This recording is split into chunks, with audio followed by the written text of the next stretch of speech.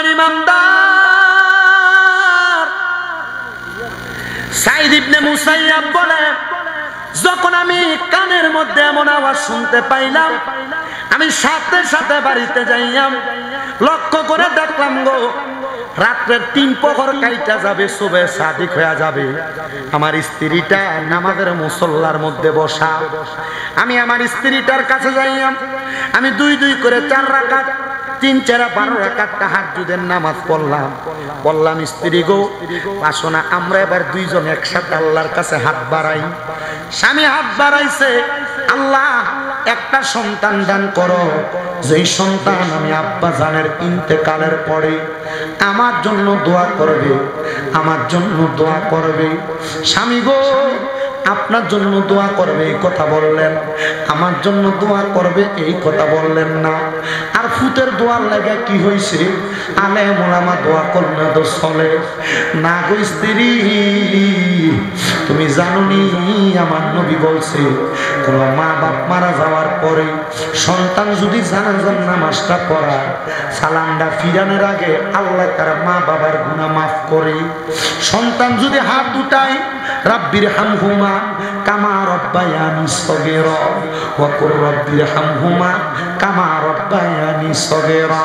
চোখের মণিকুটার মধ্যে একটা মাছির মাথা পরিমাণ পানি ছাইরা দিয়া যদি কান্দে, ওই পানি মাটিতে পড়ার আগে আগে আল্লাহ তার মা বাবার জীবনের গুনাহ মাফ করে দেয়।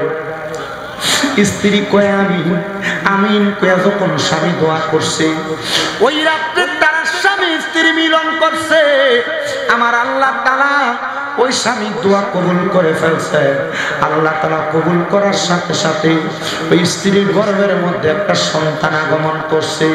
কিন্তু যখন 5 মাস বয়স সন্তান গর্ভের মধ্যে, ওই স্বামীটা নামাজের মুসল্লার মধ্যে স্ত্রীর হাতটার মধ্যে ধরে ডাক দিয়া কই, স্ত্রী ও আমার স্ত্রী, আমার সন্তানটারে তুমি একটা আল্লাহওয়ালা বানাইও, ঈমানওয়ালা বানাইও, আমার মায়ের আদেশ মোতাবেক বড় পীরের অনুসারী বানাইও। স্ত্রী বলে, স্বামী এই কথা কেন বলেন? আপনি বাবার না দায়িত্ব আপনি না করবেন, আমার কেন বলেন? ওই স্বামী সাইদ ইবনে মুসাইয়াব বলে, আমি মনে হয় আর বেশিক্ষণ বাঁচবো না। মনে রাখবারে এই নীলাখাদের বাবারা মুমিন বান্দা মারা যাওয়ার আগে, বেঈমান বান্দা মারা যাওয়ার আগে 40 দিন আগে আজরাইল তার বাড়ির আশেপাশে ঘোরাফেরা করে। মুমিন বান্দা সেটা জানে, বেঈমান বান্দা জানে না। মুমিন বান্দা জানার কারণে মরণের আগে মরণের প্রস্তুতি গ্রহণ করে, বেঈমান না জানার কারণে বেঈমান বান্দা প্রস্তুতি গ্রহণ করে না।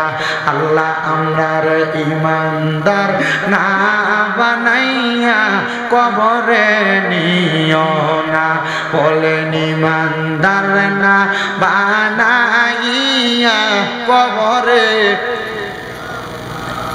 বলেন ঈমানদার না বানাইয়া কবরে নিও। বাদানো সাইদ ইবনে মুসাইয়াব বিদায় হয়ে গেছে, উনার জানাজা শেষ, কাফন শেষ, দাফন শেষ। তার জানাজা দিয়া সবাই যখন চলে আসছে, সাইদ ইবনে মুসাইয়াবের স্ত্রী বলে, আমি আমার সন্তানটারে মানুষ করতে কষ্ট হইতেছিল। হযরতে সাইদ ইবনে মুসাইয়াব বলে, মা যেহেতু আপনি বলেছেন আমার বিবাহের পরে আমার সন্তানটারে গাউসে পাকের অনুসারী বানাইতাম, মা গো মা আপনার কথা মোতাবেক আমি আমার সন্তানটারে গাউসে পাকের অনুসারী বানাইমো, কিন্তু মা বিবাহ করার মতো এমন কোন মেয়ে তো খুঁজা পাই না। বলে, আব্বারে কেমন মেয়ে তুমি চাও? বলে, আমার নবী বলছে একটা মেয়ে মানুষ জান্নাতে যাওয়ার জন্য 4টা সম্পদ দরকার। কয়টা সম্পদ? 4টা সম্পদ দরকার। 1 নাম্বার হলো নামাজ, 2 নাম্বার রোজা, 3 নাম্বার লজ্জা হেফাজত করা, লজ্জাস্থানের হেফাজতকারী, 4 নাম্বার হইল স্বামীর আদেশ মান্যকারী। মাগো মা এমন একটা জামানার মধ্যে আইসা পৌঁছাইলাম, মাইয়ারা তো নামাজ পড়তে চায় না, দুনিয়ার রং তামাশা লইয়া ব্যস্ত থাকে। ও মা, মাইয়ারা তো পর্দা করতে চায় না, দুনিয়ার রং তামাশা লইয়া ব্যস্ত থাকে। এরা এদের শরীর মানুষের কাছে দেখে দেখে বেড়ায়, বলে হুজুর কেমন কথা বললেন, কই আমরা তো দেখি না মেয়েরা কেমনে শরীর দেখে বেড়ায়। আমার নবী কয় উম্মত, মেয়েরা কেমনে শরীর দেখে বেড়ায় জানো? আমি নবী যখন মেরাজের মধ্যে গেলাম, যাওয়ার পরে আমি তিন জাতের মহিলা দেখছি। এক জাতের মহিলাদেরকে দেখলাম যাদের স্তনগুলার মধ্যে গরম রড লাগাইয়া দিয়ে আগুনে সেক দেওয়া হইতেছে। নবী গো তারা কারা? ওই মহিলাদের পরিচয় বলেন না। আমার নবী কয় ওই মহিলা আর কোন মহিলা না, ওই মহিলা হইল যারা পোশাক পরে উলঙ্গ ভাবে ঘুরে বেড়াইছে। ওই মহিলা তারা দেখবেন আপনার মেয়ে, আপনার বউ, আপনার বইনে, আপনার মায়ে এমন বোরকা পরে, এমন জামা কাপড় পরে, এমন টাইট ফিটিং পোশাক পরে। এটার কারণে তাদের শরীর উলঙ্গ থাকলে যেমন দেখা যাইতো, পোশাক পরলে ঠিক এমনই বোঝা যায়। আমি বলবো রে নীলাকাত এলাকার মা বোনেরা, পর্দার অন্তরালের আমার আম্মুজিরা, আমার ভাই বাবারা, যদি তোমরা আল্লাহ তাআলার কাছে তোমার মা বোন, তোমার স্ত্রী, তোমার কন্যাটারে যদি ভালো বানাইতে চাও, তাইলে তোমরা তাদেরকে পর্দার অন্তরালে ঢুকাও, নচেত আমার আল্লাহর কাছে জবাব দিতে পারবা না।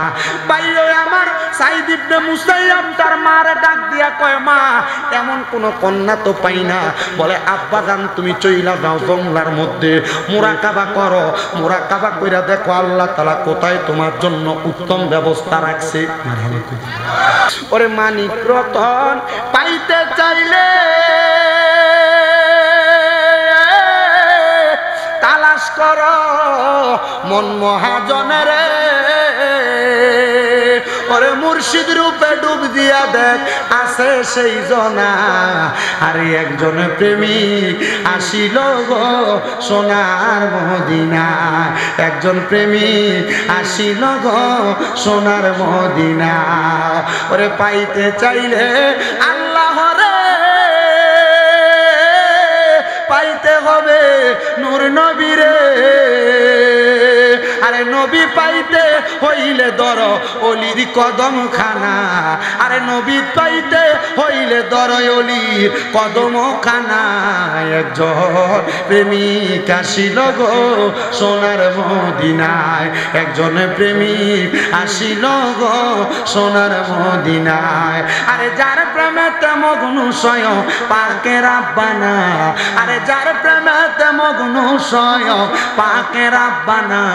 একজন প্রেমিক আসিল গো সোনার মদিনায়, হাইরে খুঁজতে গিয়া আল্লাহ নবী সামনে পাই মুর্শিদের ছবি গো।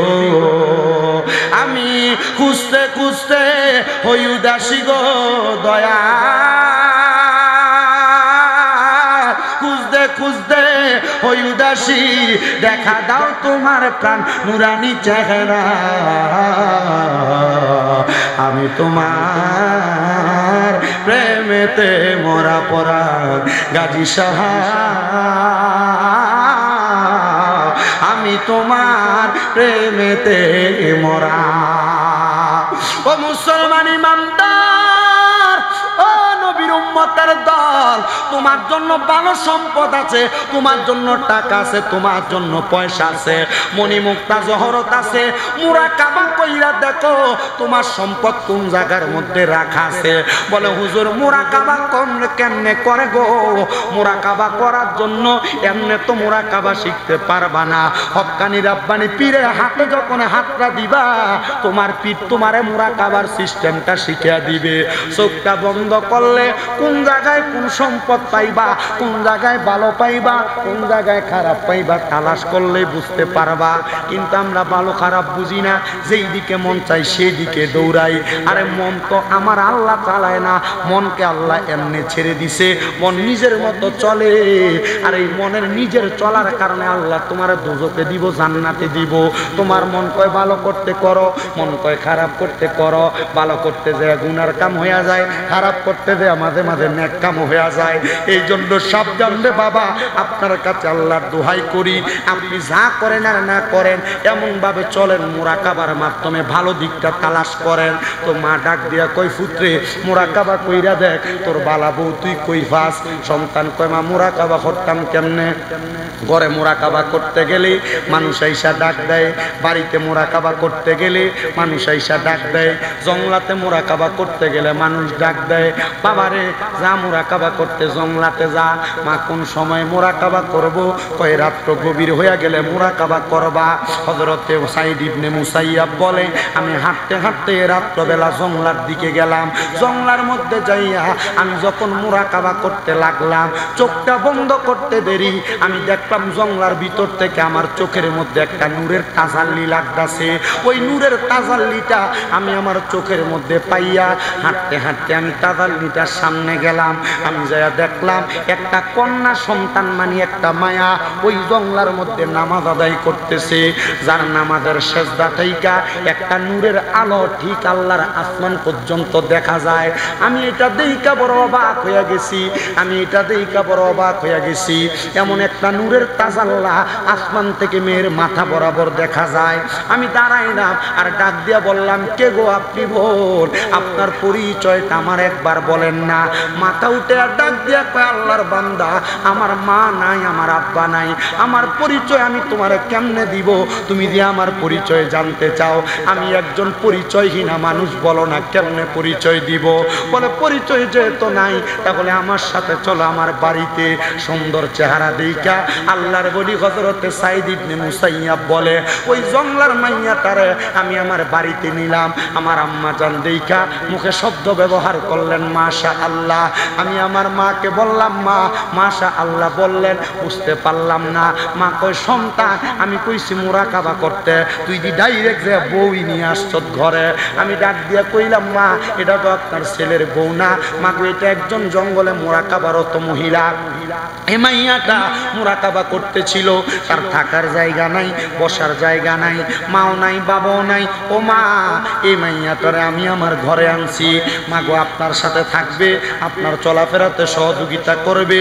মা কই, যেহেতু তার কোনো ঐরস জাত ওয়ারিশ নাই, তুই তারে বিবাহ কর, তার স্ত্রীর মর্যাদা দিয়া ঘরে রাখ। মায়ের কথা মোতাবেক স্ত্রীর মর্যাদা দিয়া ঘরে রাখছে। মা ইন্তেকাল করছে।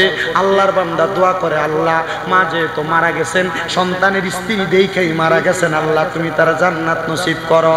সাইদ ইবনে মুসাইয়াব কয়, একটানা 60 বছর আমার স্ত্রীর গর্ভ থেকে কোনো সন্তান হয় না।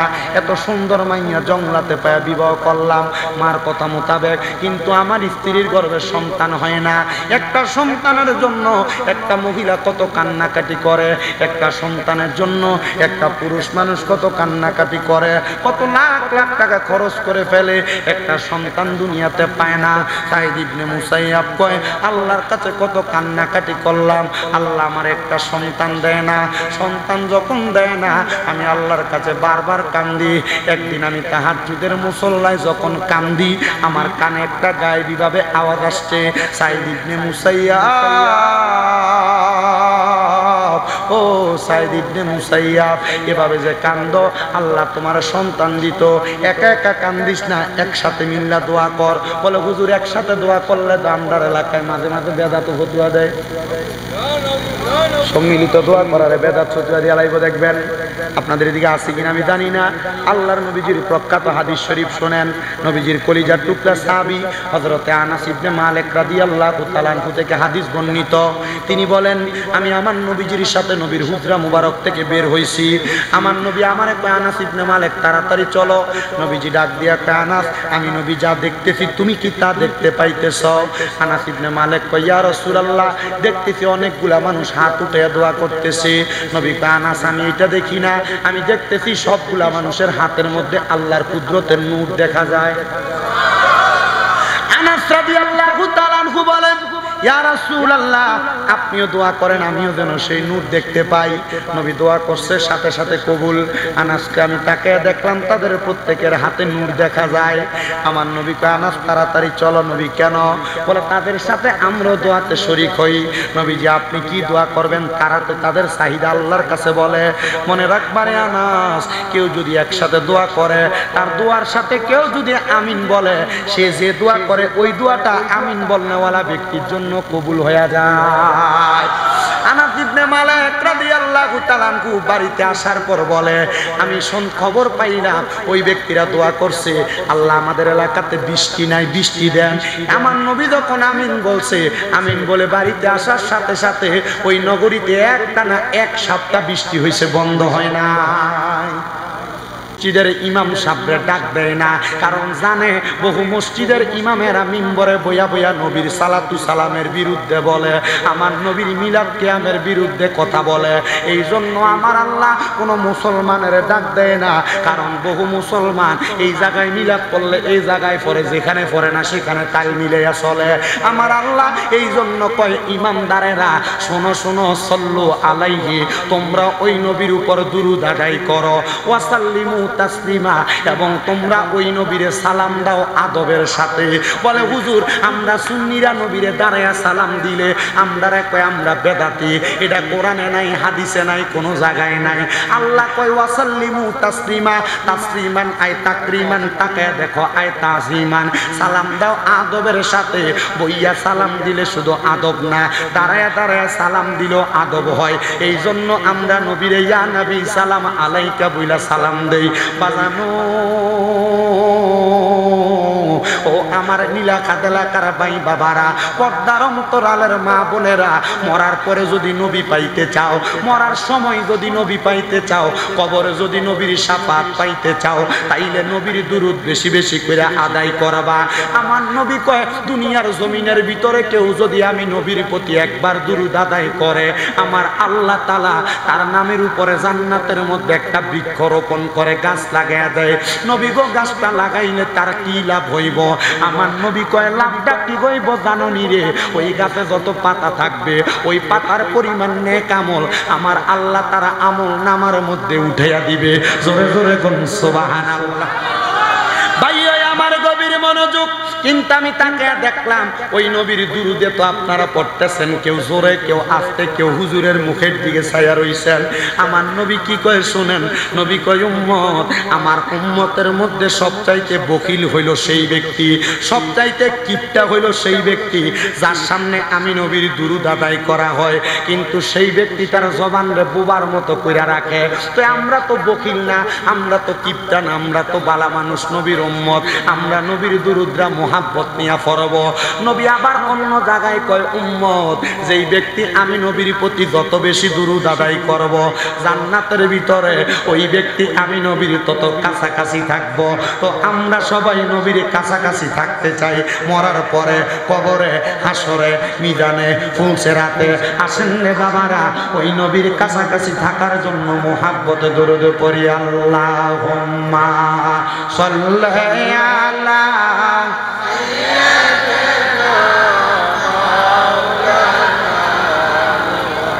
ওয়া আলা আলি সাইয়্যিদিনা।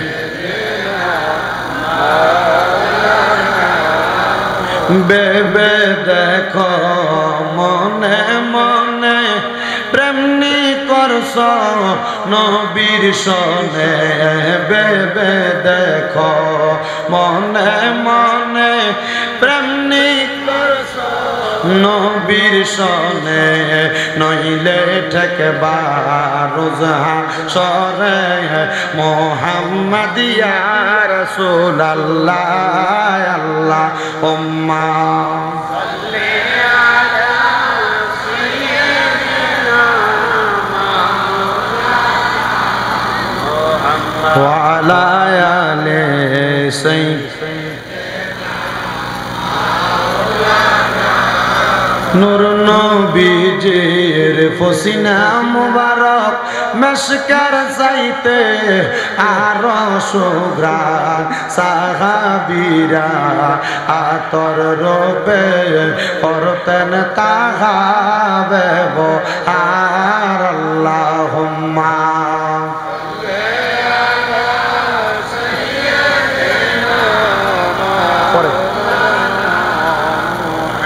ওয়ালা আলে সাইয়্যিদনা দেখা দিয়া শান্তি কর নবী আশাকরি এই অন্তর দেখলে ছবি পাগল হবি তাই তো নবীর দামান দর আল্লাহুম্মা সাল্লি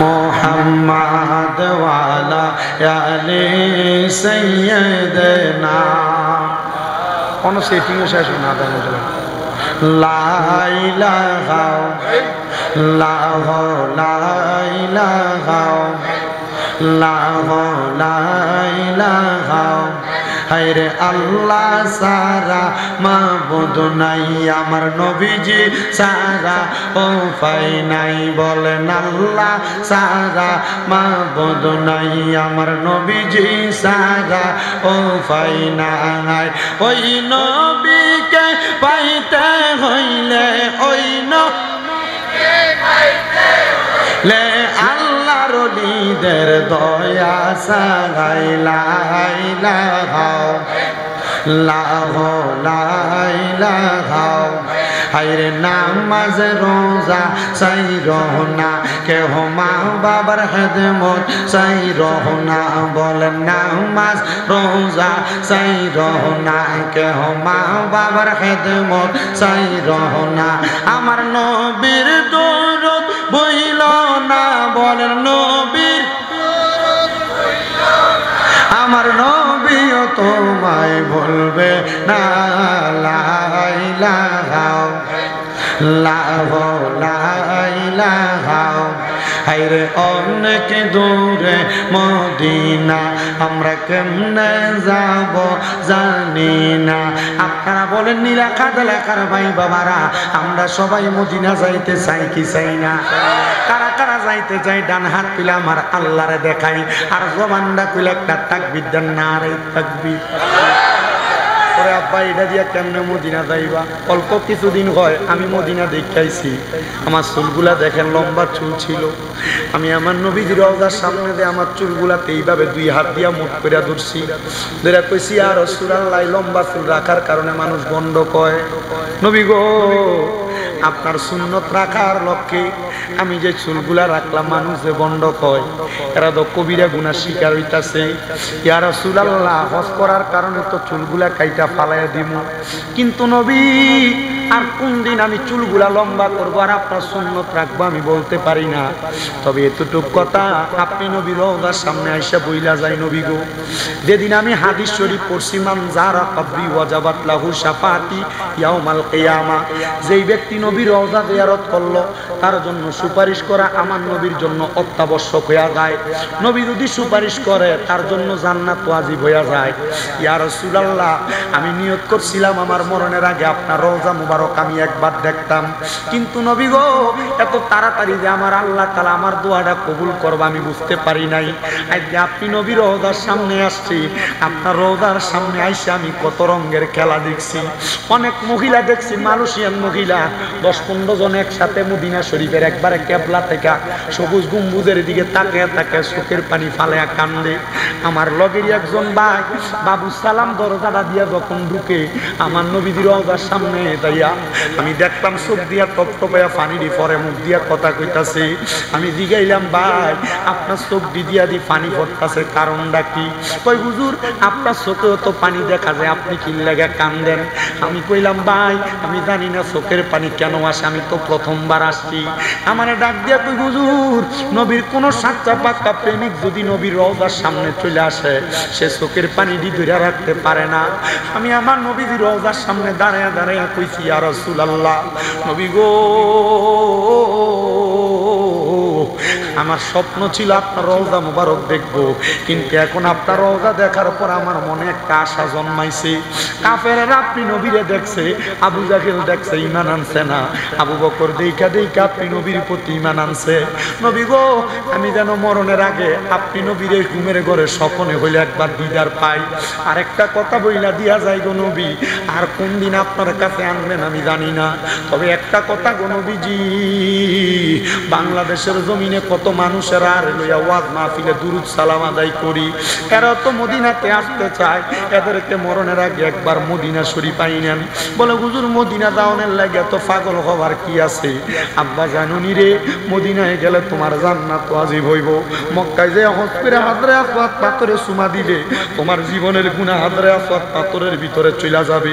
কিন্তু মক্কা থেকে আসার পরে তুমি গুনাহ করলে আবার আমল নামায় গুনাহ লেখা হবে। কিন্তু নবীর রওজায় সালাম দেওয়ার কারণে আমার নবী তো তোমার জন্য সুপারিশ করবে, সালাম দেওয়ার কারণে এটা আদায় হয়ে গেছে।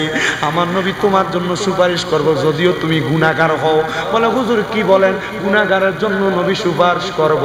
আমার নবী হাদিস বর্ণনা করে, শাফাআতি লি আহলিল কাবাইরি মিন উম্মতি, আমার উম্মতের ভিতরে কবিরা গুনাহ করনেওয়ালা উম্মতের আমি নবী সুপারিশ করে জান্নাতে লইয়া যাবো।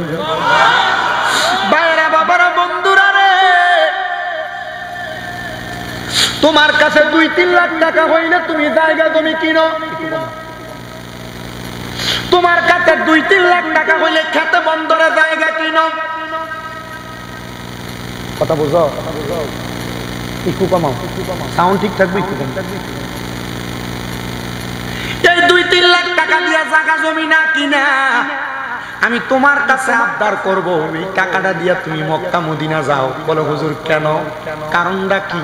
আরে আব্বা, নীলাখাদের মসজিদের ভিতরে 1 ওয়াক্ত নামাজ পড়লে 1 ওয়াক্তে সওয়াব পাইবা, কিন্তু মদিনা শরীফের ভিতরে 1 ওয়াক্ত নামাজ পড়লে 50,000 ওয়াক্তে সওয়াব পাইবা। নীলাখাদের মসজিদের ভিতরে 1 ওয়াক্ত নামাজ পড়লে 1 ওয়াক্তে সওয়াব পাইবা, কিন্তু মক্কা শরীফের কালো গিলা হাজরে আসওয়াদ পাথর মাকাম ইব্রাহিম আল্লাহর কাবা ঘরের এই চত্বরটার ভিতরে যদি নামাজ পড়ো 1 ওয়াক্ত নামাজ পড়লে 1 লক্ষ ওয়াক্তে সওয়াব পাইবা। কোন দিন তুমি 1 লক্ষ ওয়াক্ত নামাজ পড়বা? আমি দেখছি রে কত মানুষ মক্কার গিলাপটা ধইরা ধইরা শুধু কান্দে। আমি দেখছি একটা বুড়া মানুষ লাঠি বট দিয়া দিয়া আল পাহাড় গেট দিয়া মক্কার দিকে ঢুকতাছে। একবারে বুড়া মানুষ, মাথাটা একবারে পূজা। আমি একটা চক্করটা দিয়া রজন করে আইসা সামনে দেখতাছি এ বুড়ার হাতে লাঠি নাই। বুড়া এমন ভাবে দৌড়াইতাছে, বাঙালি বুড়া, বাড়ি জামালপুরের মেলাম দহে। আমি জিগাইলাম কাকা আপনারা দেখছি আপনি হাতের মধ্যে লাঠি লিয়া দৌড়াইতাছেন। আমার কয় হুজুর মক্কার সামনে আওয়ানে আমার শরীরের শক্তি বেড়ে গেছে গা। আমি জানি না রে আল্লাহর কাবা ঘরের মধ্যে এমন কি প্রেম আছে। ও বাবা, আল্লাহর কাবা ঘর আর মদিনা শরীফে শুধু প্রেম না, মদিনা শরীফের একবারে বাম অংশে বাবে ইব্রাহিমের পাশে একটা কবরস্থান, যেই কবরের নাম হলো জান্নাতুল বাকি। এটার ভিতরে ফজরের পরে আসরের পরে ঢুকলে যে ঠান্ডা বাতাসটা গায়ের মধ্যে আইসা লাগে, অন্তরটা শান্তি পায়, বড় মজা লাগে। হায়রে বাবা, মক্কা শরীফে হজ করার পরে সাফা মারওয়া পাথরটার ভিতরে যখন ঘুরবা দেখবা পুরা মক্কা নগরীতে রোদের কারণে শরীরের মধ্যে 44 ডিগ্রি রোদের পাওয়ার লাগে, কিন্তু সাফা মারওয়ার ভিতরে পাথরগুলো একবার ফ্রিজের বরফের মতো ঠান্ডা পায়ের মধ্যে লাগে। এত মজা, এত আরাম, এত শান্তির জায়গা মক্কা মদিনা। আপনারা বলেন ওই শান্তির জায়গা মক্কা মদিনা আমরা সবাই যাইতে চাই কি চাই না? কারা কারা যাইতে চায় ডান হাত তুলে আমার আল্লাহরে দেখায়, আর জবানটা খুলে বাবা তোকে একটা জোরে তাকবীর হবে।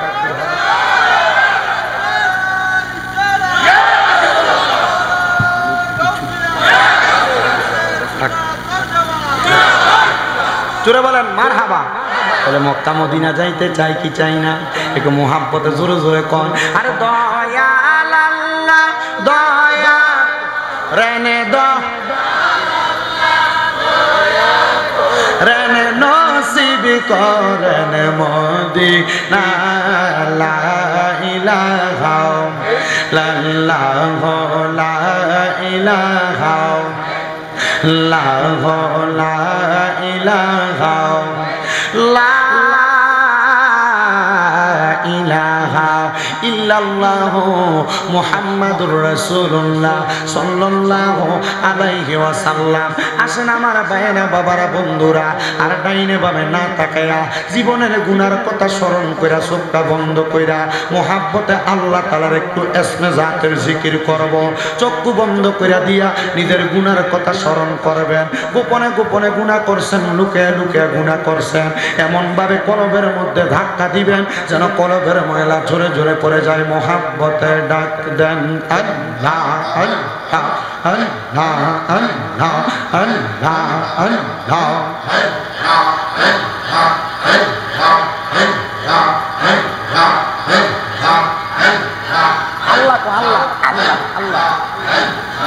আল্লাহ আল্লাহ আল্লাহ আল্লাহ আল্লাহ আল্লাহ আল্লাহ আল্লাহ আল্লাহ আল্লাহ। দয়াল নবী তুমি গুণময় মারহামা আল্লাহ আল্লাহ। আরে মিয়া ইকুটা বন্ধ করো, বাইরে বাইরে এটা বন্ধ করো না, সাউন্ড কমায় বাড়ায় কিন্তু ইকু কমায় না। আল্লাহ দয়াল নবী তুমি গুণময় মারহামা আল্লাহ আল্লাহ। পাপী তাপী উদ্ধারিতে গো নবী সাজদাই তাকবেন পরি গো নবী। দয়াল নবী তুমি গুণময় মারহামা আল্লাহ আল্লাহ। কাউসারের রহমানি গো নবী কাউসার পিলাইবা পাপী উম্মত উদ্ধারিতে গো নবী সাজদাতে পড়ি গিবা গো নবী। দয়াল নবী তুমি গুণময় মারহামা আল্লাহ আল্লাহ আল্লাহ আল্লাহ। নবী সারা আপন কে ঘনা হাইরে মুমিন ভাই। নবী সারা আপন কে ঘনা মারহামা আল্লাহ আল্লাহ। ইয়া রাহমাতুল লিল আলামিন আপনি উম্মতের জামিন। উম্মত সারা কিছু বোঝেন না মারহামা। উম্মতের লাগিয়া সাজদাই থাকবেন পড়িয়া গুনাহগার উম্মতেরা পনজঙ্গল। দয়াল নবী গো আপনি ছাড়া আপন কে নাই মারহামা আল্লাহ। জবান না খুইলা আল্লাহটাকে শরণাই আল্লাহ আল্লাহ। নবী ছাড়া আপন কে নাই গো মুমিন ভাই। নবী ছাড়া আপন কে নাই মারহামা আল্লাহ আল্লাহ।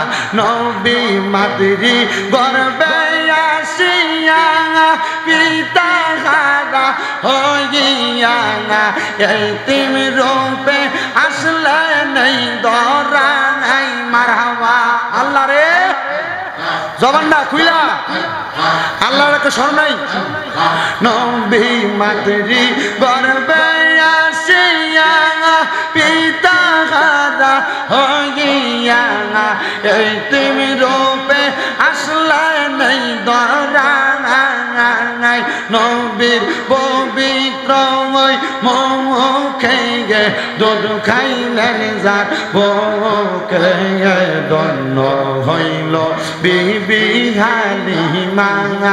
আইরে মুমিন ভাই নবী সারা আপন কে নাই মারহামা আল্লাহ আল্লাহ আল্লাহ। আরাম পাতায় জানাম পাতায় কত পানি জরে শেষ বিদায়ের গোসল দিব বড়ই পাতার জলে মারহামা আল্লাহ আল্লাহ। তোর গোলাপ সুরমা চন্দন সেটাই দিব রে তোর গোলাপ সুরমা চন্দন সেটাই দিব রে ও প্রাণের মুর্শিদ রে তুমি ধীরে ধীরে ফিরে ফিরে চাগা আইয়ো রে মারহাবা আল্লাহ আল্লাহ তোমায় ডাক দিলে শেখের দিকে চাগাইও রে পরাণ গাজী ডাক দিলে শেখের প্রাণ চাগাইও রে ও প্রাণের মুর্শিদ রে তুমি ধীরে ধীরে ফিরে ফিরে চাগা আইয়ো রে মারহাবা আল্লাহ আল্লাহ চাঁদের রাইতে আইসো গো মুর্শিদ চাঁদ রবা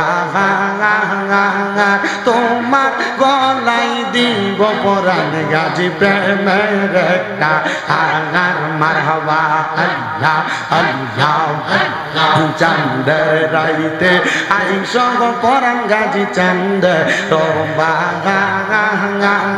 তোমার গলাই দেব আমরা প্রেমের একটা হাঙ্গার মারহাবা আল্লাহ আল্লাহ তোমার আত্মাতে আত্মা মিশাইয়া রাগাই খোরে আত্মাতে আত্মা মিশাইয়া রাগাই খোরে ও প্রাণের পরাণ গাজী রে তুমি ধীরে ধীরে ফিরে ফিরে চাগা আইয়ো রে মারহাবা আল্লাহ আল্লাহ আমার বিয়া যাত্রী আমি চারজনার দেখি গিয়ে আন্দার ঘরে নামাই দিয়া দিব আমায় ফাঁকি মারহাবা আল্লাহ আল্লাহ ওই কবর নূরের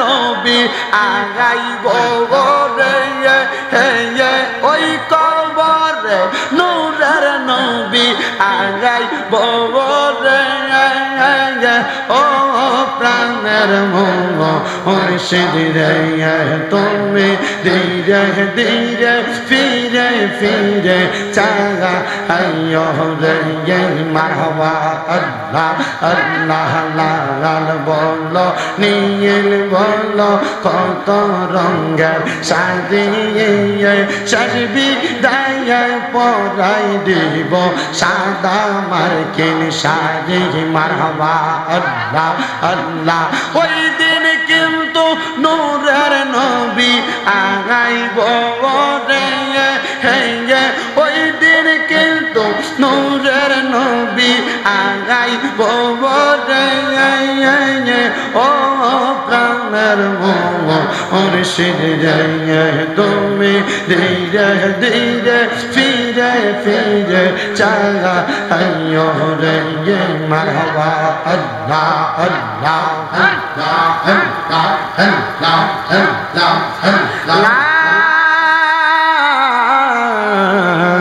ইলাহা ইল্লাল্লাহু মুহাম্মাদুর রাসূলুল্লাহ সাল্লাল্লাহু আলাইহি ওয়াসাল্লাম একটা জবান বন্ধ রাখবেন না জবানটা ছেড়ে দিয়ে উচ্চ কণ্ঠে জোরে জোরে পড়েন না আলহামদুলিল্লাহ আপনারা বলেন বাবা আমরা সবাই জিকির করলাম কার কেন জিকির করি আমরা একটু মনোযোগ দিয়া শুনলে আমার কোরআনুল কারীমের 3টা আয়াতের উপর কথা বলে আমি আমার বয়ান শেষ করব আমার আল্লাহ তাআলা কোরআনুল কারীমের মধ্যে ঘোষণা করেছেন ইয়া আইয়ুহাল্লাযীনা আমানু ওহে যারা ঈমান এনেছো ইত্তাকুল্লাহ তোমরা আল্লাহকে ভয় করো ওয়াল তানজুর তোমাদের প্রত্যেকের তাকানো উচিত নাফসুম মা কদ্দামাত লিগাদ তোমাদের পূর্ববর্তীদের দিকে তারা আগের জন্য কি প্রেরণ করেছে আল্লাহ বলেন আবার ওয়াত্তাকুল্লাহ তোমরা আল্লাহকে ভয় করো আল্লাহ কেন এই কথা বললেন বলে ইন্নাল্লাহা কবীরুম বিমা তা'মালুন নিশ্চয়ই নিশ্চয়ই আমি আল্লাহ সবার অন্তরের খবর সম্পর্কে অবহিত মুসলমান ও নবীর উম্মতের দলেরা, আশিক রাসূল ভাই বাবারা, আমার আল্লাহ তো আমাদের অন্তরের কবর সম্পর্কে জানে। আমরা যারা এই মাহফিলে বসলাম, আমরা কোন আশায় নিয়ে বসলাম, কোন অন্তরের মধ্যে এরাদা নিয়ে বসলাম, একটু চিন্তাধারা করে বসার প্রয়োজন। এই জন্য আমার আল্লাহ বলেন, বান্দা ওয়ালা তাকুনু, তোমরা তাদের মতো হয়ো না, কাল্লাযিনা যাহারা নাসুল্লাহা ফাআনসাহুম আনফুসাহুম উলাইকা হুমুল ফাসিকুন, যারা তাদের নিজের কথা ভুলে গেছে, নিজের নফসের কথা ভুলে গেছে, আমি আল্লাহ তাদেরকে ভুলে রাখছি। এরা আর কেউ না রে, এরা হইল ফাসিক। আল্লাহ ফাসিক তো বুঝতে পারলাম, এবার আপনি খোদা বলেন না, ও আল্লাহ ফাসিকদের সাথে তো মুসলমানের কোনো সম্পর্ক নাই, ফাসিকদের সাথে আমাদের কোনো চলাচল নাই, ফাসিকদের সাথে আমাদের কোনো ওঠা বসা নাই। আল্লাহ তাইলে কেন আপনি আয়াতে কারিমা নাজিল করলেন? আমার আল্লাহ কয়, বান্দা লা ইয়াস্তাবি আসহাবুন নারি ওয়া আসহাবুল জান্নাহ, যারা জান্নাতি এবং যারা দুজকি তারা একরকম না। সাহাবায়ে কেরাম আমার নবীরে ডাক দিয়া কয়, নবী গো, ইয়া রাসূলুল্লাহ, ইয়া হাবিবাল্লাহ, নবী গো, আপনার কাছে জানতে চাই, জান্নাতি এবং জাহান্নামী যেহেতু একরকম না, তাহলে কোন ব্যক্তির দাম বেশি, কোন ব্যক্তির সম্মান বেশি? আমার নবী কয়, উম্মত সম্মান কার বেশি? আয়াতের শেষের দিকে তাকাও, আসহাবুল জান্নাতি হুমুল ফাইজুন, যারা জান্নাতি তারা হইল সফল কাম। এবার জানতে চাই নীলাখাদের হযরতে পরান গাজী রহমতুল্লাহ আলাইহির 32তম বাৎসরিক ঐতিহাসিক উরুস মোবারকে আগন্ত মুসলমান ইমানদারেরা, আপনারা বলেন না রে আমার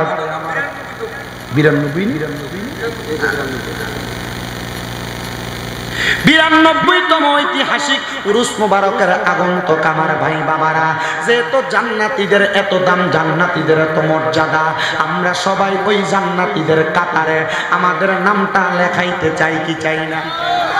আস্তে কইছে, জোরে কন্যা, চাই কি চাই না? মুসলমান ইমানদারেরা বলে, হুজুর কেমনে জান্নাতীদের কাতারের মধ্যে নাম লেখাইবো? জান্নাতি হইল তারা, আল্লাহ জান্নাতি কারা তাদের পরিচয় বলেন না। আমার আল্লাহ আবার কুরআনুল কারীমে বলেন, ইন্নাল্লাযীনা আমানু ওয়া আমিলুস সলিহাতি উলাইকা হুম খায়রুল বারিয়া। জবান খুলে উচ্চ কণ্ঠে জোরে জোরে পড়েন আল্লাহু আকবার। আমার আল্লাহ ডাক দিয়া কয়, বান্দা নিশ্চয় যাহারা ঈমান আনে এবং নেক আমল করে, আমি আল্লাহ বললাম এরাই হইল দুনিয়ার সবচাইতে ভালো মানুষ, এরাই হইল জান্নাতি বান্দা। হুজুর জান্নাতি বান্দা সম্পর্কে জানলাম, জান্নাতি বান্দা সম্পর্কে বুঝলাম, আমরা তো জান্নাতীদের কাতারে আমাদের নামটা লেখাইতে চাই। আমার নবী কই, উম্মত রে, ওই জান্নাতীদের কাতারে যদি নাম লেখাইতে চাও, তাইলে এমন ভাবে তোমার জীবনটারে তুমি সাজাও, এমন ভাবে তোমার পরিবারকে পরিচালনা করো, এমন ভাবে তুমি তোমার দিন রজনী কাটাও, যেমন ভাবে কাটাইলে আমার আল্লাহ তোমার প্রতি রাজি হয়, আমার আল্লাহ তোমার প্রতি খুশি হয়।